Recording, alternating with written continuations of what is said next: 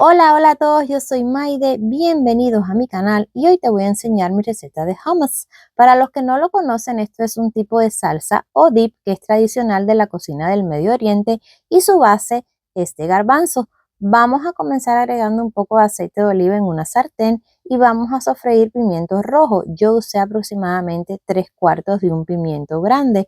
Esto lo vamos a sofreír por unos minutos hasta que ya se miren así doraditos, un poquito quemaditos por ciertos lados, como asado el pimiento. Y miren, así me quedó. Ahora me voy a ayudar con un procesador de alimentos. Si usted no tiene un procesador de alimentos, puede usar también una batidora o licuadora. Para esto voy a necesitar 2 tazas de garbanzo. En mi caso, yo usé ya garbanzo de lata. El garbanzo tiene que estar ya precocido. Y vamos a guardar un poco de su agua porque la vamos a necesitar más adelante. Aquí vamos agregar el pimiento. Les decía que usé 2 tazas, que es 1,5 lata de garbanzo aproximadamente. Vamos a agregar 3 cucharadas de aceite de oliva y 3 dientes de ajo. Si quiere que le sepa un poquito más a ajo, le puede agregar un poquito más. Media cucharadita de comino y 3 cucharadas de zumo de limón o 1 onza para ser exactos. Y esto que viene ahora yo siento que no le puede faltar, es el tahini. Hay personas que no la usan, pero yo siento que eso es lo que le da de verdad el sabor característico. Esto es una salsa que es a base de sésamo, es como una crema de semilla de sésamo o de ajonjolí como le decimos en mi país. Y yo nada más le voy a agregar 2 cucharaditas de tahini.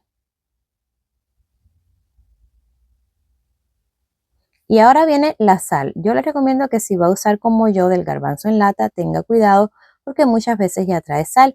Y aquí le voy a poner, si ven, es un poquitico nada más del agua de garbanzo. Esto es nada más para que me ayude a la hora de molerlo.